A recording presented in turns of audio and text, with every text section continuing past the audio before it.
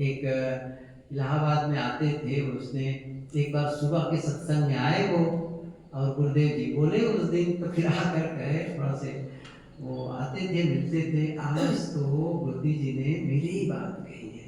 क्या हो गया भाई? आज सुबह से ही बेटे के साथ में कुछ द्वंद हो गया था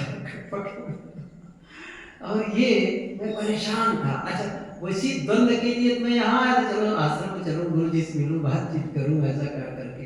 अच्छा, उसके बाद अभी गए भी नहीं गुरुदेव जी कक्षा में, केवल सुबह के सत्संग में आकर के बैठ गए थे बस, और वो हल्का महसूस करने लगे। मैं यही कह रहा था, ये जो सत्संग है ना, ये जो विचार है ना, हमारे भीतर के जख्म को ठीक करने वाले होते हैं, हमारे भीतर के दर्द को ठीक करने वाले, भीतर की गंदगी की सफाई करने वाले होते हैं। इसलिए इन विचारों को सुनना है। और ये ऐसा नहीं है कि आज एक बार सुन लिए, 2 बार सुन लिए और काम तो हो गया जी, ऐसा नहीं होता है। अब जैसे कोई कहे मैंने तो मकान बनाने में बहुत पैसे खर्च कर दिए, देखो इतना बड़ा मकान, फिर उस पर ऊपर से प्लास्टर किए, फिर उसमें कलर काम हो गया, नीचे फ्लोरिंग का काम हो गया, साफ हो गया, अब तो क्या अब भी झाड़ू लगाने की जरूरत है? क्या कहेगा? अब भी झाड़ू लगाना है इतना पैसा खर्च करने के बाद? नहीं, अब भी झाड़ू लगानी है, सही है ना, अब भी झाड़ू लगानी है। अच्छा, झाड़ू कब कब लगानी है? सप्ताह में 1 बार चलेगा? कितना गजब। मैं ये कहानी कहा करता हूँ कि एक भाई एक शहर में नौकरी करता था और पति पत्नी रहा करते थे। तो पति महोदय चले जाते थे ड्यूटी में, तो दिन में जब वो ड्यूटी चले जाते, दिन में समय मिलता उनको, देवी जी को, गृहिणी को, तो सोचती थी कि यहाँ बैठकर क्या करूं। बहुत पहले की बात, तो उस जहाँ जिस शहर में छोटा सा था, उसमें कहीं आश्रम था, कहीं मंदिर था, कहीं, तो वहां पर कुछ ना कुछ किसी की कथा हो रही है, किसी का कहीं सत्संग हो रहा है, कहीं कुछ हो रहा है, तो कुछ ना कुछ धार्मिक आयोजन होते रहता था। तो वो बीच में जब समय मिलता था तो वो चली जाती थी सत्संग सुनने, संतों की विचार सुनने, कथा सुनने, कुछ भी, और रोज 2 घंटे कम से कम वो सुन करके वापस आ जाती। पति महोदय को इन सब में कोई रुचि नहीं थी। कभी कभी ये दोनों का जो झुकाव है ना, एक समान होता है, और कभी कभी घर में जाओ तो पति महोदय तो कुछ धर्म से, संतों के प्रति प्रेमी है, और देवी जी नाक भों सिकोड़ती रहती है। वो कहीं कहीं, अच्छा कहीं कहीं देवी जी बहुत आगे हो जाती हैं, और देवता महोदय वो मजबूरी में आते हैं, अब क्या करें, ये आते थे चलो चलना है। कहीं कहीं ये भी होता है। कभी कभी ये मानक बनता है कि दोनों के दोनों संत प्रेमी और सत्संग प्रेमी होते हैं। तो वो जो श्रीमान थे, उन्हें यह पसंद नहीं था कि मेरी पत्नी मेरी उपस्थिति में अकेली वो सत्संग में जाए और संतों के बीच में या वहां लोगों के बीच में बैठ करके सत्संग सुने। तो उसने कहा एक दिन कि देखो तुम बार बार रोज रोज सत्संग जाते हो, मुझे पसंद नहीं है मुझे। अच्छा तो क्या करूं? तो सत्संग छोड़ने, अरे सत्संग छोड़ने कभी कभी चले जाया करो, महीना दिन में कभी, 15 दिन में, ज्यादा से सप्ताह में चले गए, रोज जाना मुझे पसंद नहीं है। अब वो तो सत्संग से जुड़ी थी, उन्होंने कहा कि ठीक है नहीं जाऊंगी, सप्ताह में 1 बार चली जाऊंगी, और उसने सत्संग में जाना बंद कर दी। और सत्संग में जाना बंद कर देती है, लेकिन साथ में काम और करती है, क्या? घर में झाड़ू लगाना, साफ सफाई का काम भी बंद कर देती है। अच्छा ये बताओ, जब 2-4 दिन झाड़ू नहीं लगी, सफाई नहीं हुई, तो घर कैसे दिखने लगा? तो उन्होंने क्या कहा कि अरे घर में इतनी गंदगी है, साफ क्यों नहीं करती? कर लूंगी ऐसे। अच्छा फिर 2-4 दिन बीत गए, अभी भी झाड़ू नहीं लगी है। तो उसने कहा देख रहे हो कितनी गंदगी है, लगा दूंगी, महीना दिन में 1 बार, 15 दिन में 1 बार सप्ताह में एक बार। उसने कहा कि महीना भर में एक बार लगाओगी तो घर की क्या दशा होगी। और ऐसे ही पूरा गंदगी से भरा हुआ घर कितना रहने लायक दिख रहा है। तब उसने कहा आप कहते हैं सत्संग महीना में एक बार जाओ, 15 दिन में जाओ या सप्ताह में जाओ, आपको घर की गंदगी तो परेशान कर रही है, लेकिन जब हमारे भीतर गंदगी आ जाती है, उसकी सफाई के लिए चली जाती हो, उसको आप मना करते हैं। ये कहानी है, घटना कितनी घटी कि नहीं घटी। बात ये है कि हमसे गलती यदि महीना में एक बार हो, भूल हो एक बार, तो एक बार के सत्संग से चलेगा। 15 दिन में एक बार हो तो 15 दिन के सत्संग से चलेगा। रोज हो जाती है।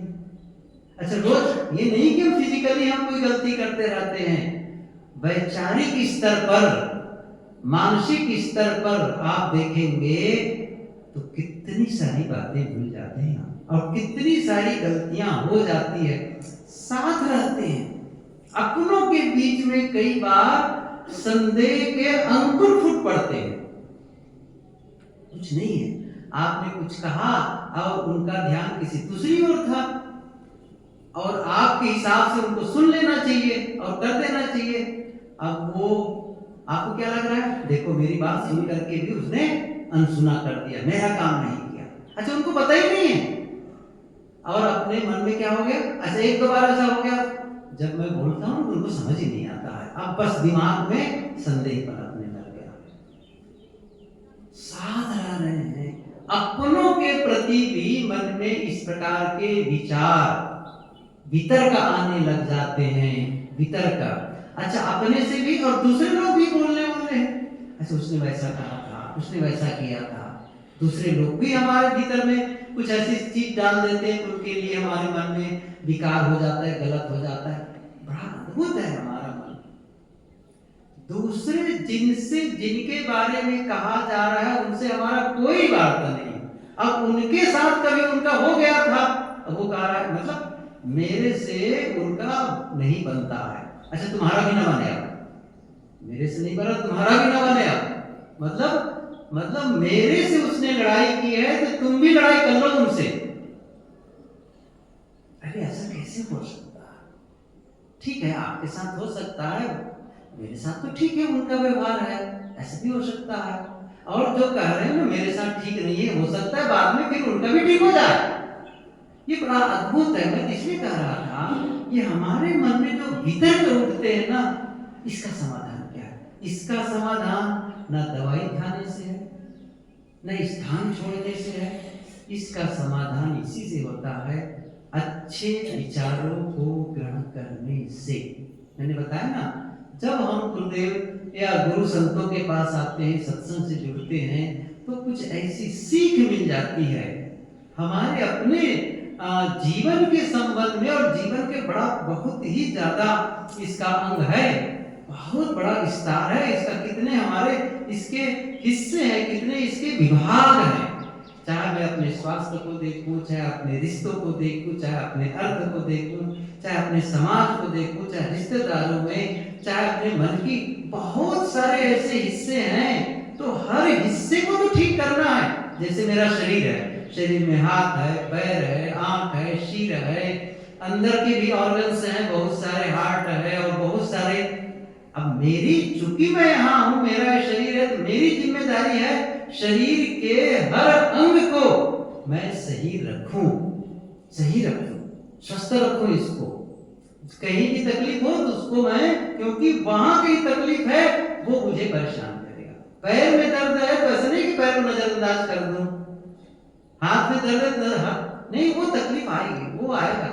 बहुत छोटी सी कुछ भी हो, वो संदेश पहुंचेगा बार बार, वो आएगा बार बार संदेश। इसलिए वो मुझे उसी प्रकार जीवन के, यदि स्वास्थ्य गड़बड़ है और आपने ध्यान नहीं दिया है तो वो आपको बार बार याद दिलाएगा ये गड़बड़ है। या रिश्तों में गड़बड़ी है, पारिवारिक रिश्ते ही गड़बड़ है किसी प्रकार से, किसी जिनके साथ संबंध है। अब ऐसा नहीं केवल पति पत्नी की बात है, जब भाई से भी कुछ खटपट है, बहन से भी खटपट है, कुछ भी है, आपका फोन से किसी रिश्ते वाले से दूर से बात हो गई, किसी मित्र से कुछ झड़प हो गई है, अब वो आने लगता है दिमाग में कि उसने वैसा कहा, ऐसा मन प्लानिंग करता है, मैं अब इसका ऐसा उत्तर दूंगा, मैं वैसा। देखो ये चल रहा है ना भीतर का, अंदर अंदर में ये जो प्रतिक्रिया चलती है, ये प्रतिक्रिया हम बाहर से बहुत कुछ अच्छा कर लेंगे भौतिक रूप से, उससे हमारी प्रतिक्रिया खत्म नहीं होती है। प्रतिक्रिया अंदर की गंदगी खत्म होती है। ऐसे विचार चला जाए, शांत, बस किसके लिए इतना सोच रहे हो?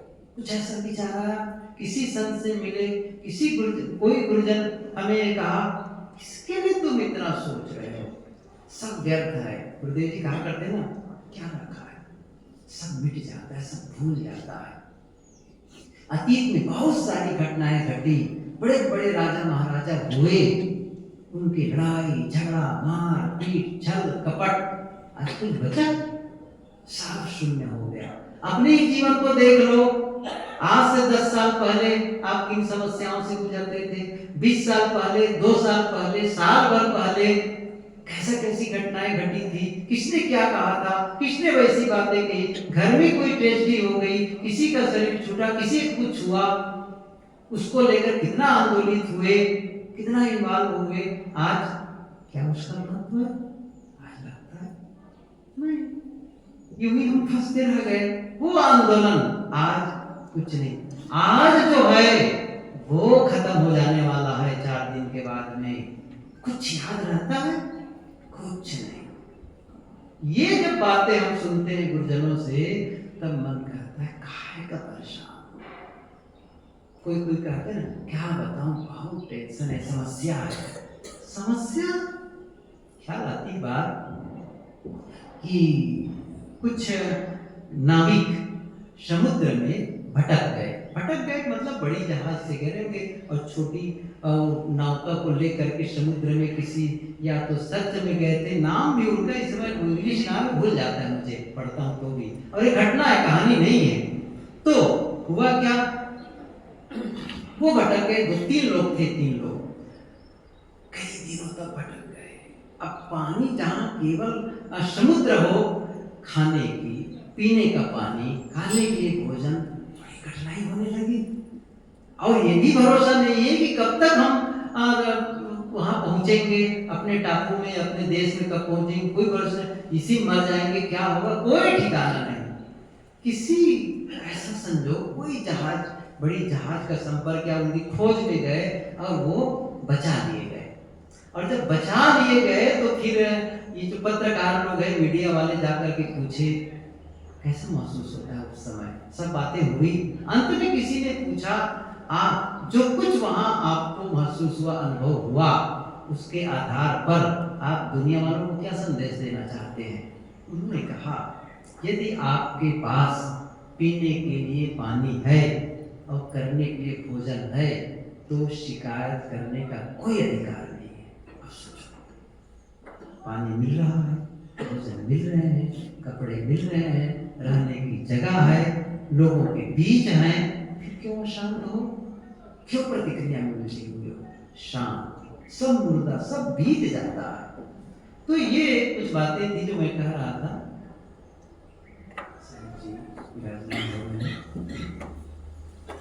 सदगुरु देव की जय।